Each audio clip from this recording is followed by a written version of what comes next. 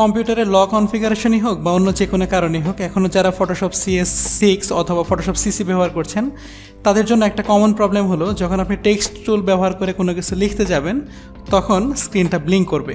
তো এই সমস্যার সমাধানের জন্য আজকে আমি হাজির হয়েছি। প্রবলেমটা কি বিস্তারিত দেখে নেওয়া যাক। তো এখানে আমাদের ফটোশপ স্ক্রিনটা আছে, তো আমরা এখান থেকে টেক্সট টুলটা সিলেক্ট করে এখানে কিছু লেখার চেষ্টা করব। তো খেয়াল করে দেখেন যে যখন আমি কার্সরটাকে এখানে নিয়েছি আর ঠিক তখন থেকে স্ক্রিনটা ব্লিঙ্ক করা শুরু করেছে। আমি যতক্ষণ লিখব এই কাজটা চলতেই থাকবে।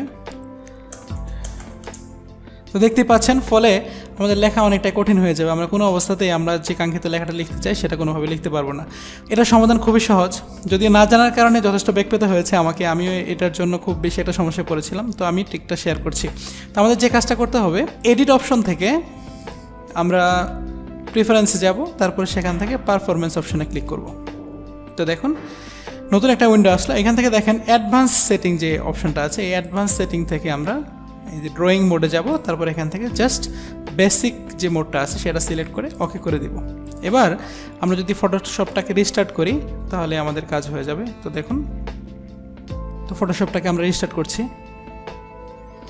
এবার যদি আমরা নতুন একটা ক্যানভাস নেই তাহলে দেখবেন যে আর এই সমস্যাটা থাকবে না। তাহলে আমরা টাইপ করছি, এখানে টেক্সট টুলটি সিলেক্ট করলাম, তারপরে দেখুন প্রবলেম সলভড। তো এই ছিল আমাদের সমাধান। আশা করি আপনারা সবাই সমাধান করতে পেরেছেন। যদি এই টিউটোরিয়ালটি আপনাদের উপকারে এসে থাকে তাহলে অবশ্যই আমার চ্যানেলটিকে সাবস্ক্রাইব করবেন। তো ধন্যবাদ।